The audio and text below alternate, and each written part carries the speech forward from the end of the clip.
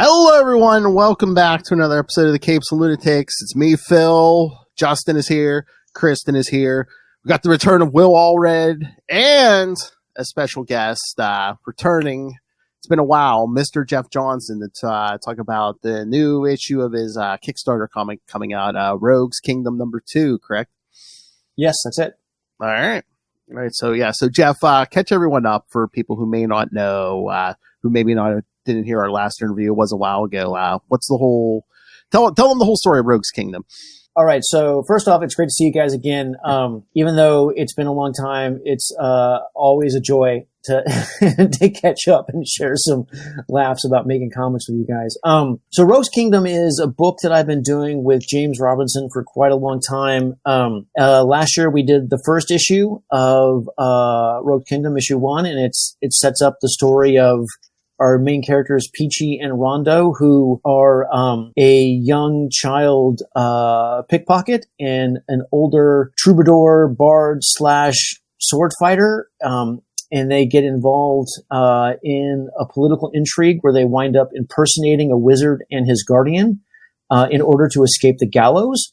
And while they're doing that, they wind up saving the kingdom and saving the king and having an adventure where the reluctant heroes become the heroes that we really needed. So it's kind of a classic tale in that regard. There are centaurs and dragons and sword fights and all kinds of really cool things happening in the book. In issue 2, we start to get more of the story about why there is a war between the kingdoms and what that means and what it means to be a wizard. And we get to flesh out the world a little bit. So last year we did the first issue of Kickstarter, and it was a success, and people really seemed to like it. And the only downside is that it took me forever to fulfill stuff. So hopefully this issue will be a lot better since I learned a lot of lessons. And the dream is to start getting this book out on a regular basis, and I think we're getting close to that.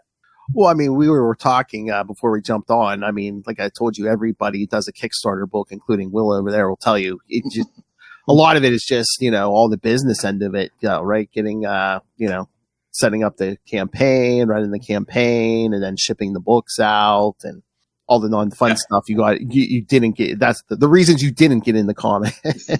Right. Funny thing is you can, I'm sorry, go ahead. Oh no, I was just going to say it's interesting because it's all part of comics, but as a penciler, I will admit to a certain prima donna stature where I just didn't know any of that stuff. And so jumping into the deep end is it's a real revelation, and I'll tell you guys that I actually called a bunch of my old editors and apologized for being a pain in the ass. Way back in the day. Yeah, I learned my lessons eventually. Yeah. I was curious, Kristen, as someone who lectures on medieval history for a living, what did you think about this? About what you saw? Yeah, I was gonna ask, do you like the Middle Ages, or do you like fantasy and that's why you picked it, or both? So I love the fantasy, and I am a fan of the Middle Ages in general. Not quite a history buff, but sort of a history hobbyist. And then one of the things that I love about fantasy, which is also the downside, is a lot of it is set in sort of the Dark Ages, right? It's castles, and it's a certain kind of old English armor, and it's cold, and it's moss covered, and it's beautiful in its own way, but most fantasy is set in the same era and region, and I wanted to do something a little bit different. So I decided to set it in sort of the 17th century Paris, sort of a Three Musketeers vibe, but without gunpowder because we didn't want guns. And I thought that would be interesting and pretty, and it would be fun. But it was a rookie mistake, because one of the reasons people set stuff in the Dark Ages is that stuff's way easier to draw. A castle is easier than a palace. I wasn't thinking it through. So I bit off way more than I could chew. Luckily I really love the era. And, as a Japanese martial artist in general, I really loved being able to explore the European martial arts of fencing and the different kind of fighting. So I was able to really get involved and dig deep into that. But yeah, a typical error for sure, setting it in the wrong era. But I think it looks cool, and I think that it will hopefully. I've enjoyed drawing it. I think it'll hopefully set it apart a little bit from other fantasy stories, which tend to be a little bit more English and stinky and grimy than France at that time. But so Kristen, you're a historian? Yes, that's my real job. Yes. Awesome. Well, I mean, I don't want to tell you about all the things I know I got wrong. It's okay. I mean, I try not to be one of those people that nitpicks it too much because it is fantasy. So I mean, I looked at it and it's like obviously it's not. I mean, on this third page, second page, I'm not sure. Counting I mean, I don't know. That dude's clearly not human, so you can't. It's like you go right. Yeah, you can't be like, oh, well, obviously they're trying to be historically accurate. So I feel like you toss that in and then pretty much do what you want. Right. Yeah, I do hedge my bets by throwing in centaurs, so you know it's not completely accurate. There you go. See. Yeah. But I tried to at least get some of the armament and the weapons close to the timeline. But yeah, so yeah, no, I am not a scholar by any stretch of the imagination. That's okay though, because actually most scholars don't deal with the weapons stuff. So that's other people that would be nitpicking that. You could use the wrong kind of sword, and I'd be like, yeah, whatever. No, excellent. Okay, good. Well, did you like it? Did you enjoy the book? Yeah, for sure. I thought it was cool. Okay, cool. Okay, that's all. That's really important. And what about you, Justin? Not only are you a comic fan, but you are a big D&D fan. D&D fan and fantasy fan in general. And I was going to say too, this is perfect timing for this because we just finished watching the animated adaptation of Redwall. So that cool. It was like a perfect transition from that into this story. It was great. I loved it, and I have to commend you too, Jeff, on how great all of the animals look in this book. Because not a lot of artists, not a lot of comic book readers in general realize how difficult it is to draw an animal, just a regular animal, not like a mythical beast or some type of monster or something, but a real animal like a wolf or a boar or a fox or something. It's very challenging, and all of the animals in this book look great. So that's kudos to you for that. It's really quite an achievement in my book. Oh, thank you, Justin. I really appreciate that. I spent a lot of time trying to give. I've always been enamored of Kevin McGuire since I was a kid. Ooh, yeah. And one of the things that he, I mean, when I say kid, that's not fair to Kevin. He's going to be mad when he hears that. But when I was a younger man, I've always been enamored of Kevin's work because one of the things he was able to do was give all of his characters a unique perspective and a unique expression, and he really made them individuals. And I've tried to do that throughout my career, and I wanted to continue that with even the character that was based on a beaver or a wolf or a fox. I wanted them to have the same sort of emotive quality that I fell in love with when I was younger. And so I appreciate you saying that, since it was something that I spent a lot of time trying to get a handle on. Nice. Yeah. Yeah, I loved it. I love the story. I love the... Also, Kevin, as a D&D guy, go ahead, yeah. I was going to say, we did D&D character sheets for all the main characters, and we'll be putting those out. Oh, nice. I love that. I play. Yeah. So we rolled them up. We rolled up the characters and tried to make them legitimately playable. That's fantastic. At any time. So Rondo is he's a warrior / bard. Okay, I was going to say he should be a bard of some sort. Oh yeah, he's definitely a bard.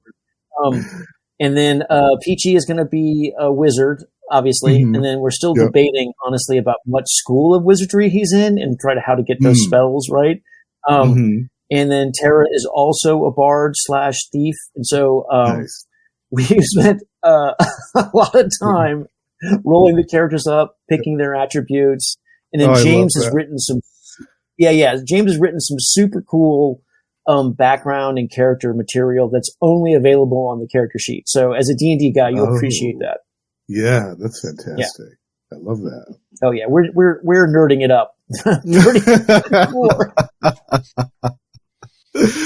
Oh, that's great. Yeah. Go ahead, Will. I know you're chomping at the bit. So, from a Kickstarter standpoint, I know the book is a labor of love, and you've been working on it for years. But talking to him or yourself, how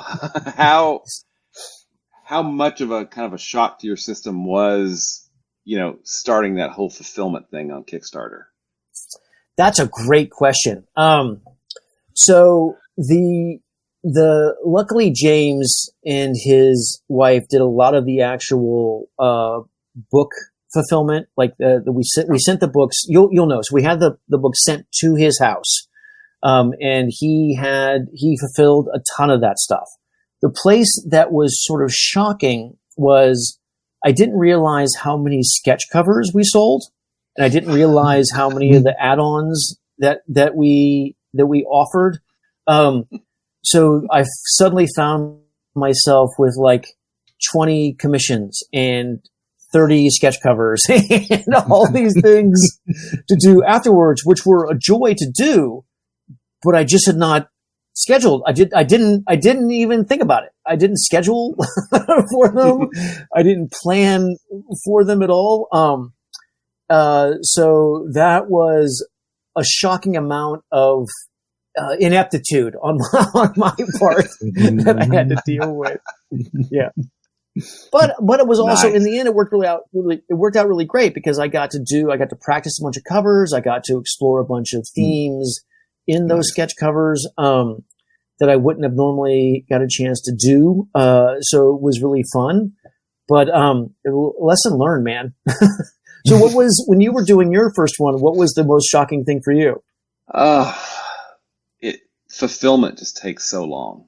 You think, it's just 100, it's just 200 packages, it's just 300 packages. I can knock that out in a day. Right.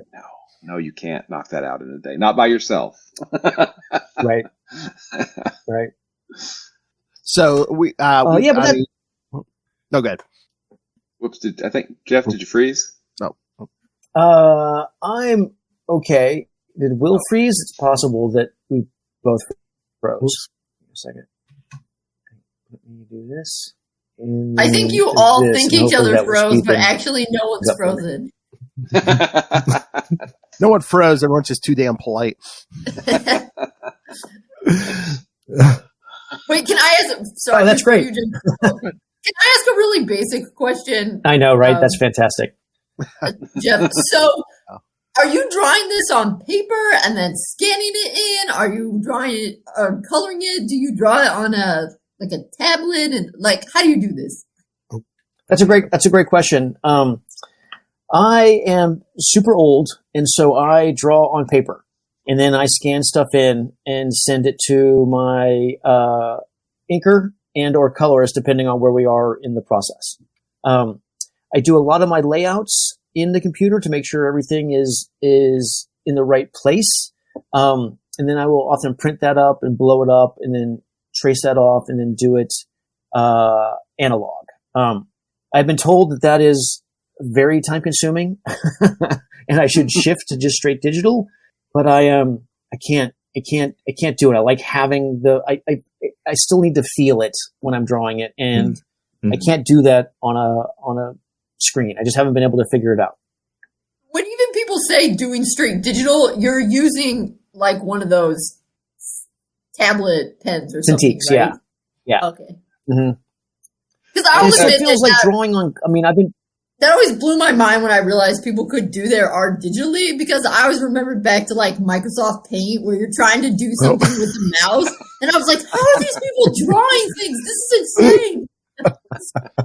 Yeah, I still feel the same way. I still feel the same way. Even though, yeah, I've been drawing storyboards on this antique for more than a decade. And when I'm doing storyboards, it's fine. But for some reason, when I'm drawing comics, I need to have the paper. I mean, I guess it's just an old a quirk or a habit. But if I'm doing because I've done a bunch of stuff for Transformers and Boondocks. I mean, I've done a ton of storyboards and stuff over the years. On the screen, that's fine. But for some reason, I got to feel the comic. Mm-hmm. Nice. I like that. Quick question for you. You mentioned you send off your pages. You mentioned James. Who's the entire team? Who's putting this together with you? So right now it's James is writing it. I'm penciling it. An old studio mate and teacher at the San Francisco Academy of Arts, named Chris Schenk, is inking it and coloring it. He colored the second issue in tandem with Brennan Wagner, who colored the first issue. And then my buddy Troy is lettering it, and Josh is doing all the final designs, putting it together and getting it ready for the printer. So, we have a whole team of guys who are, dedicated to making this book cool. And they're all really, really good at their jobs. Like I've studied lettering, and I can't do it to the level that it deserves to be done by someone who actually knows how to letter. And lettering is so fundamental, but it's really kind of this invisible art. Really bad lettering can ruin a story, but really good lettering almost disappears and keeps you in the story. It's just kind of amazing. It's the unsung job. Nobody, some people don't notice unless something goes wrong. Then it's like, oh, what's this letterer do? If they're doing the job, some people don't even notice.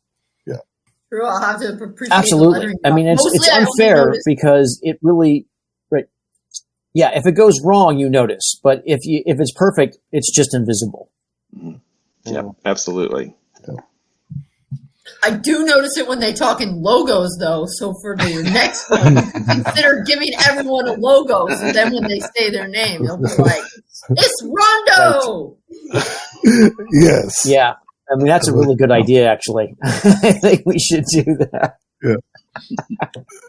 So Jeff, there was some time between the first, like you were saying, between the first issue and the second issue. Was there anything when you were starting the second issue where you're just like, okay, I can improve on this, or I want to do something differently? Did anything like change in your mind between the first and second issue? The first and second issue are pretty, like the thing I figured out that I needed to do better was time management, and that I needed help. That's the thing I really figured out on the second issue, is that I could not pencil and ink a book and get it done in any sort of timely manner. So I reached out to people that I trusted to help me with inks, because it takes so much time, and my pencils are so complicated that I was spending forever on a page, and that I realized I'm never going to get this book done unless I actually give up some control. So I think the lesson I learned on issue 2 was too much control can actually be a bit of a bad thing. Like too much, sometimes you need more cooks in the kitchen. and that was really the lesson for me, artistically and personally. I'm like, I need help. So I think I reached out to people that I trust to help me do that. And so far, it's been really successful. Have you seen? By the way, that wasn't easy. I'm a bit of a control freak, so I had to really hit. I'm sorry. I think we're on a little bit of a delay. Yeah, I think so. Have you seen, now that you're collaborating with an inker? Have you come across some pages where you said you would think, oh well, I wouldn't have done it that way, but this is cooler? Or, because, that's one of the great things about a collaboration, right? Is they bring different stuff to the table. Absolutely. I have seen that with the very first page that my friend started inking. I thought like, oh, well, because I've spent so much time with the pages that by the time I started inking them, they were I was kind of done with them. So the minute I asked for help on inking, I started seeing super positive results, because I'm like, oh, this is new energy in this, right? They care more than I did. So it was having an inker is it's the best. It's really a relief to have somebody else helping you. Do you let the colorist pick the colors, or do you write in what you want the colors to be? So the colorist I have, they're both really great about finding the mood and the theme of the scene, and so mostly I just let them do it. Like at the end I might have a couple notes, but generally speaking, that is someone else's department. Like, I tell them what time of day and what the emotion might be happening in the scene, and then I let them do their magic. I'm not a colorist. I'm very linear in my storytelling and my drawing. It's very much about line and very little about, tempo and temperature. Do you color, Kristen? Are you a colorist? Nope. I'm a words person for my job. So, well, actually, that brings up a really good question. Do you draw from a full script, or are you drawing? Oh, I got you. Okay. Yeah. I mean, making a comic book is hard. Will, you've done a delay? I think we've got a little bit of a delay here. So James and I talk about the story, and we've talked about it for a long time, and then he writes an amazing script, and then I just try and do my best to visually interpret that. So I may change some stuff, but mostly I try and stick to the script. Cool. Do you have a favorite character in Rogue's Kingdom? Did I lose you guys? No, we're still here. I think I remember I have a delay. I do. I like Rondo the best.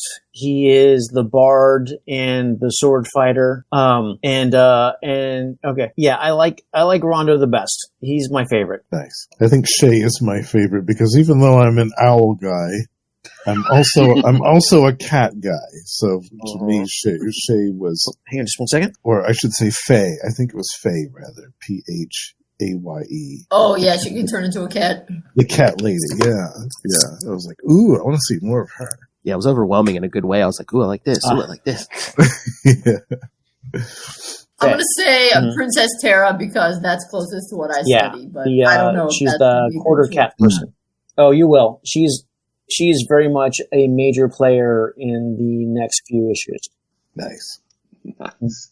So I have another question for you. You're going to be launching the second issue. How many issues is this going to go? Yeah. So what is it you like about her? This delay is about Faye. I like the cat look. I mean, I love the look of the character, but I also like how mysterious she is. She's very intriguing. I always like an enigma in the story. So. Well, hopefully we can continue doing it until both James and I are dead.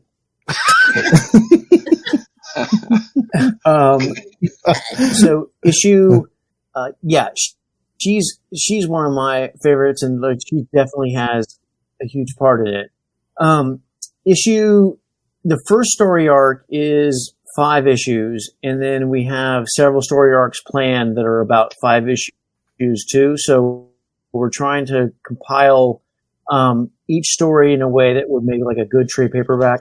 Jeff, I don't know if it'd be worth it just to jump out and jump back in, see if that would clear up this delay. We'll see how long it takes them to hear that. The dream would be to do like 50 issues and get like 10 story arcs out. I think that would be enough to give us. Nope, must have heard me. Do you think it matters if we turn our cameras off? I don't think. I think it's probably his end. It's probably his internet. I was going to say, if there's still a delay, that would be the next thing to tell him to turn his camera off, probably, because that takes more bandwidth. Yeah. I want to thank him. I want to thank him because after our last conversation a while back, he sent me the Wonder Man. Oh yeah, I love that. Beautiful. Yeah, that was so good. Okay, Phil, what's your favorite issue of Wonder Man that he did? You know mine, obviously. What, Gamma Burn? No, the Quasar crossover. Oh, of course, yes. Is Wonder Man Marvel? Yes. Yeah.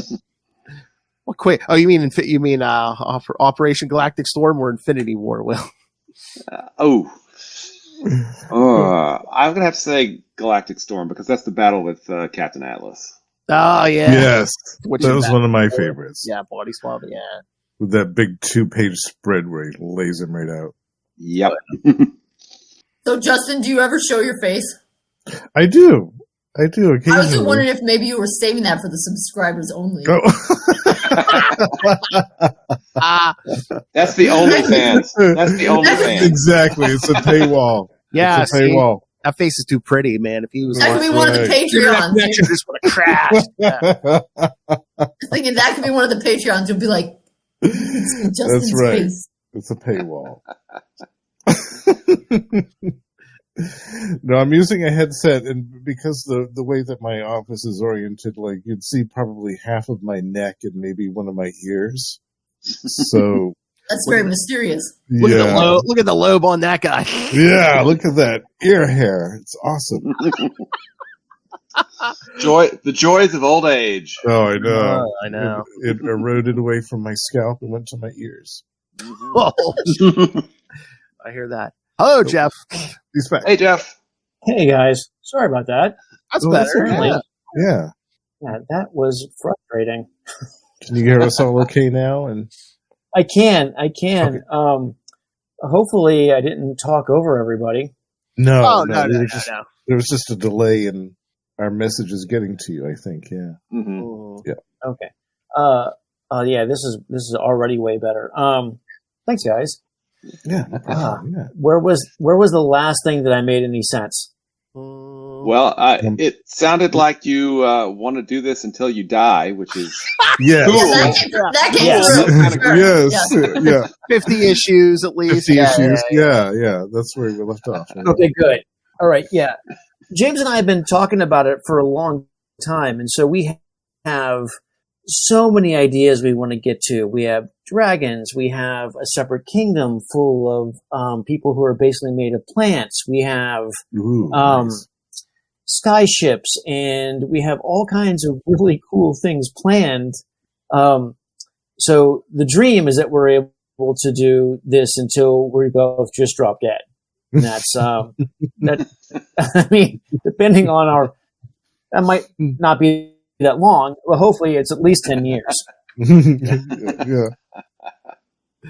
So I take it you're enjoying your work on this book. So you're like, I could do this the rest of my life.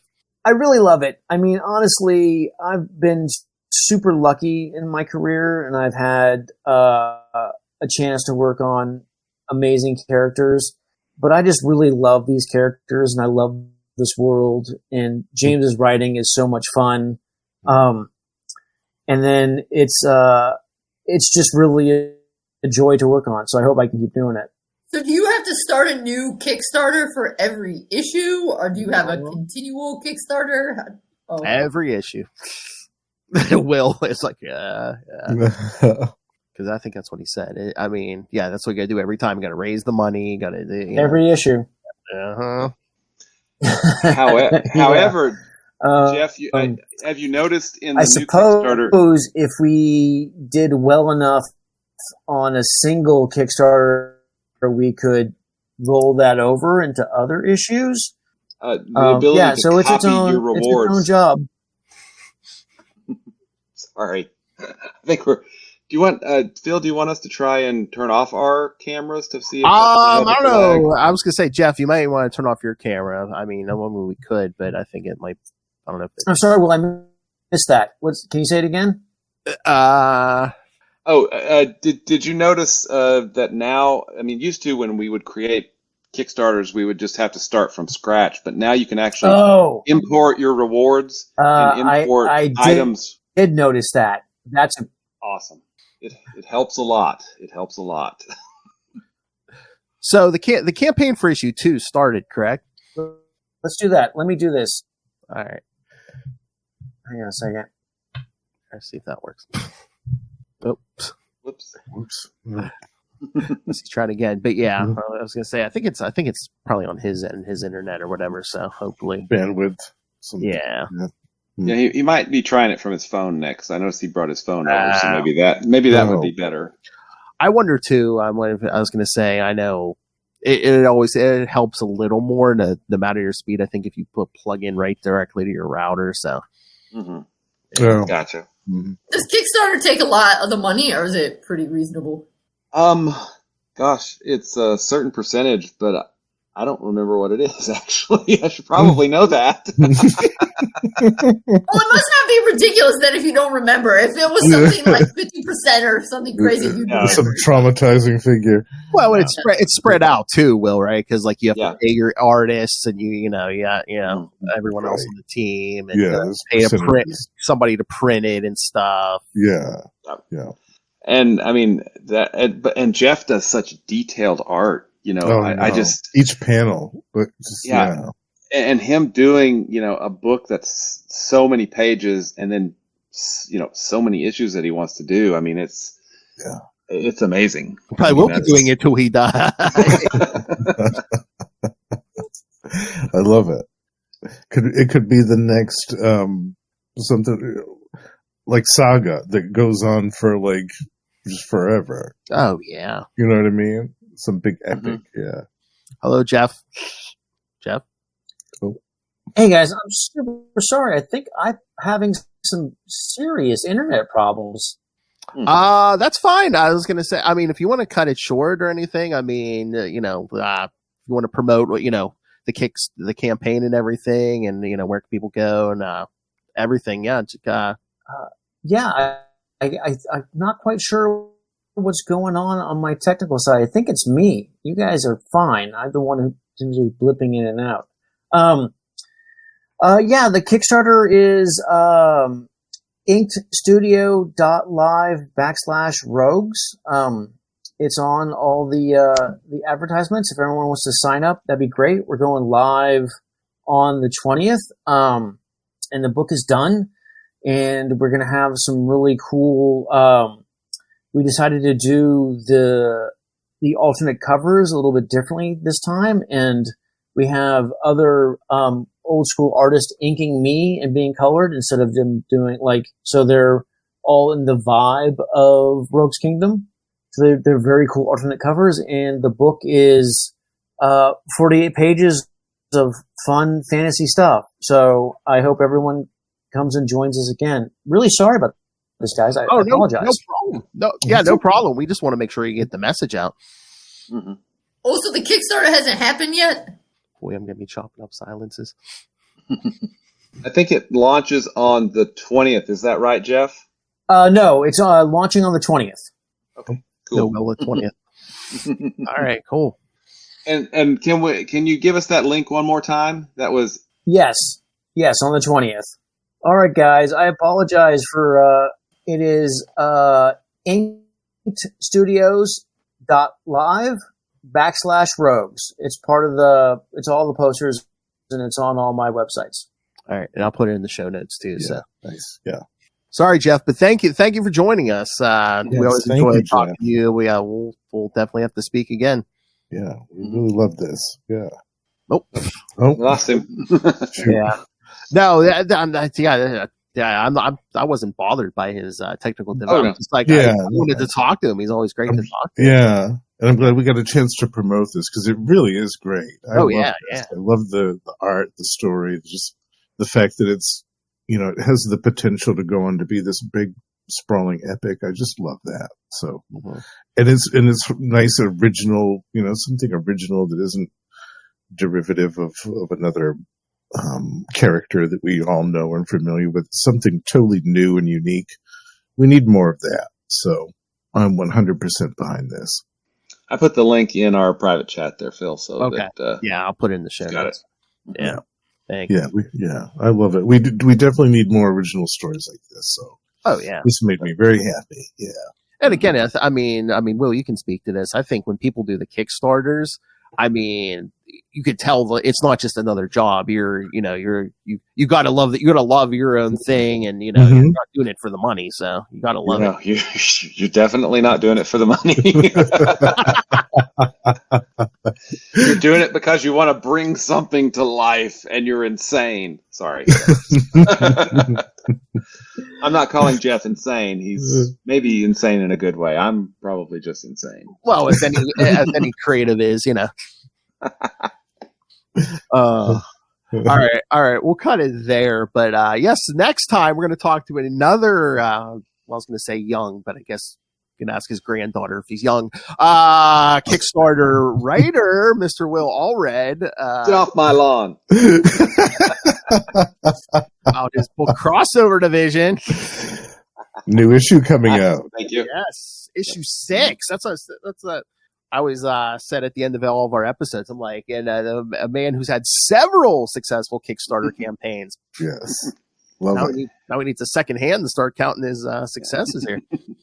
So, do you also have your comic already done before the Kickstarter starts?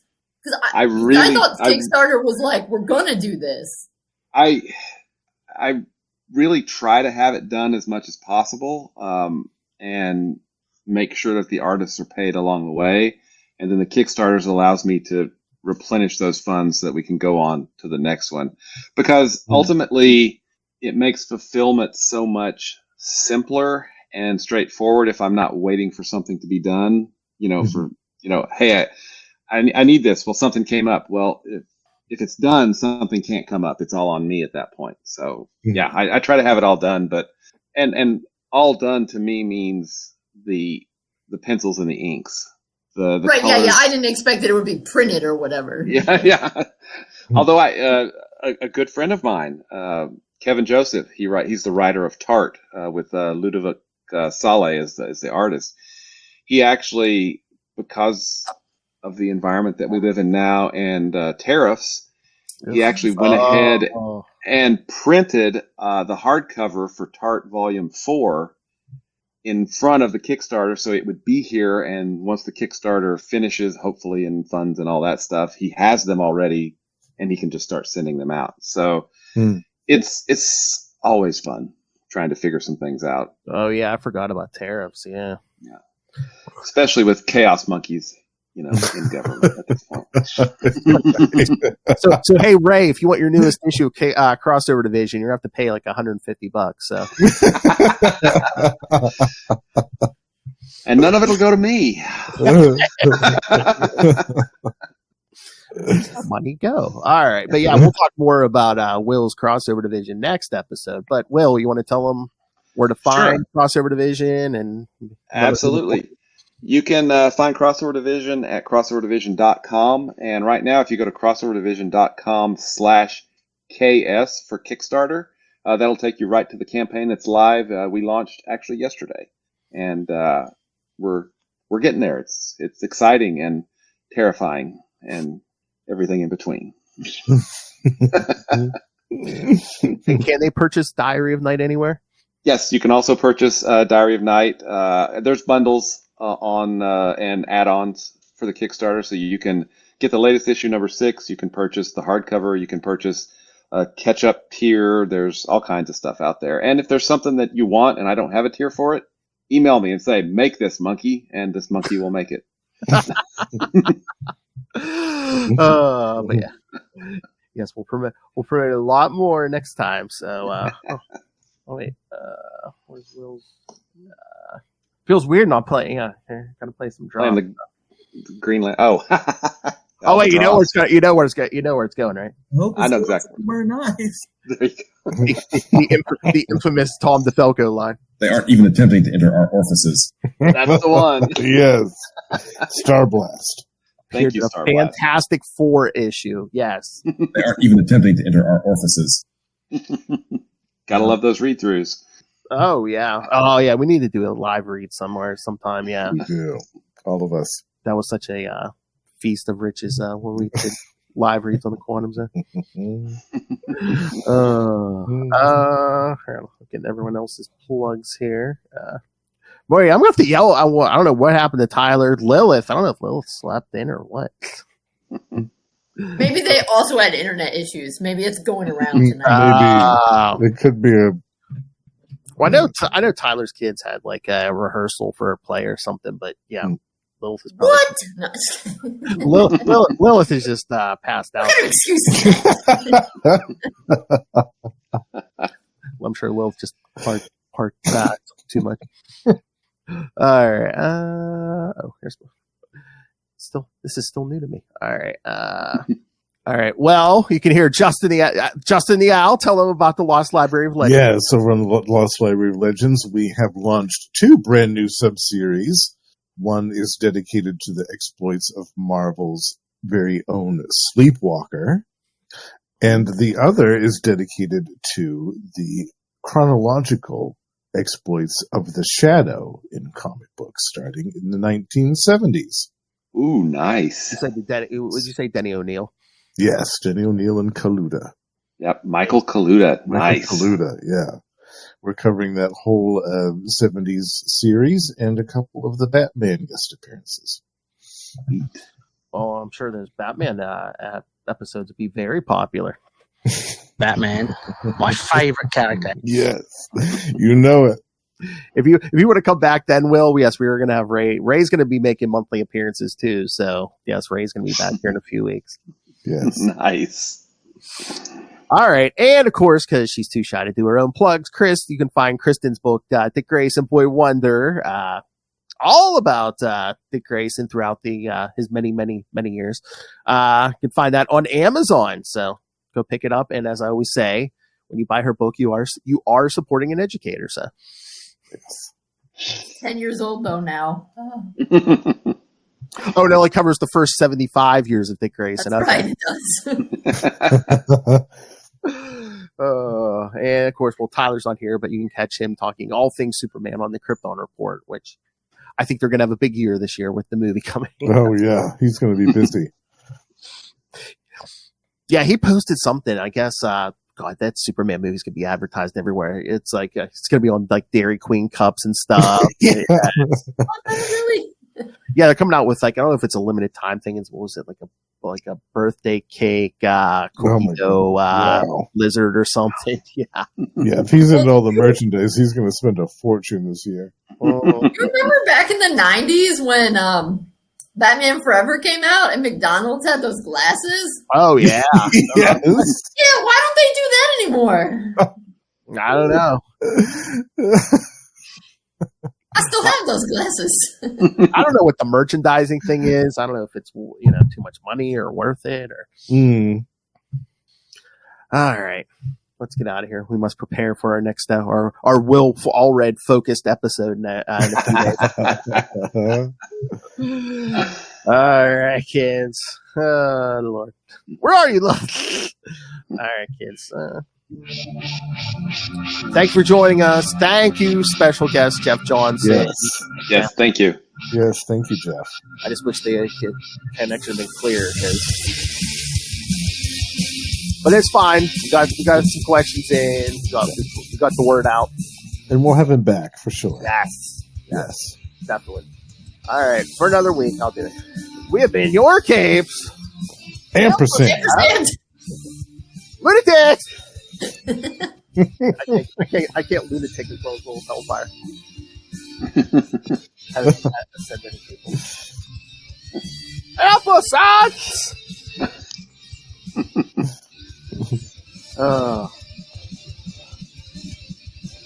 Yeah, I'm gonna make fun of Will. I'm gonna be like, had you been there to balance the Wi-Fi, it would have been fine. All right. Thank you once again, Jeff, and everyone go get Rogue's Kingdom on Kickstarter. Yes.